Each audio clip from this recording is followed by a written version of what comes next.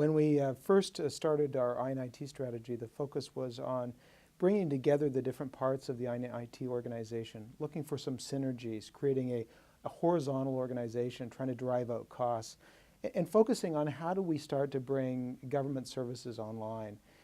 So that was the evolution in 1999. As we moved through into 2005, we had done a lot of the consolidation, we'd driven a lot of the costs out, and we started to then focus on how do we make sure that we can build information assets into the organization in such a way that they can drive better policy decisions for the government. How do we make sure that we are equipping the people to better do their job as they service and serve citizens of Ontario? And so the focus shifted from taking costs out and creating a horizontal organization to really figuring out how do we become more effective in delivering services to the public. And then the next evolution beyond that has been how do we use the Web 2.0 type of technologies to better engage the citizens of Ontario and get them more involved in the process of setting policy for government.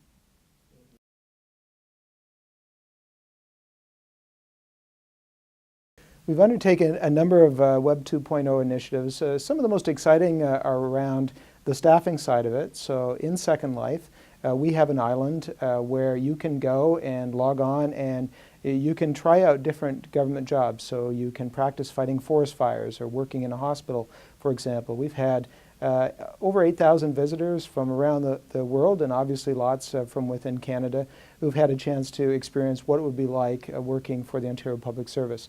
We also use wikis, so we use wikis to refine ideas and thoughts. We use a lot of social networking. We have over 300 social networking sites within government where ideas can be put out there. They can be collaborated on by individuals, say lawyers, trying to solve a problem, get a decision. We use blogs both inside the government as well as posting information for the public consumption. Premier is on YouTube and has videos on YouTube to get his message out to the public. And we certainly hear from different people, teens in particular, on issues that are important to them through Facebook and other social networking sites.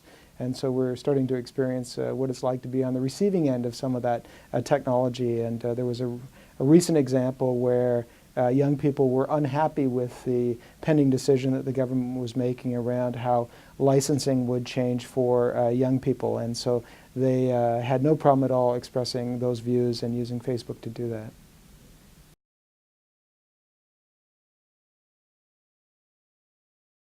I think 2009 and whatever the economy holds for us going forward could have a huge impact on how we use technology. Clearly being incredibly responsible with the dollars that we have to deliver services are going to be increasingly important. So using technology to get services out into the hands of the public is going to take on, I think, an added degree of importance.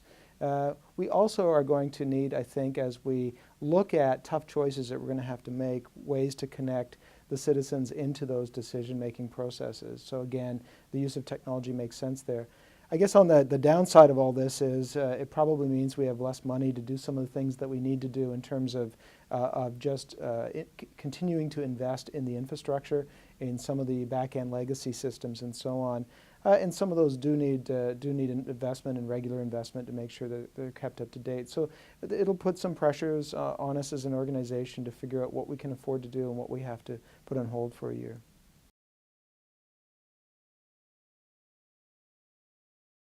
I think the big changes in the I&IT strategy over the next 5 to 10 years are going to be around the I in I&IT, the information part of that, and better use of those assets.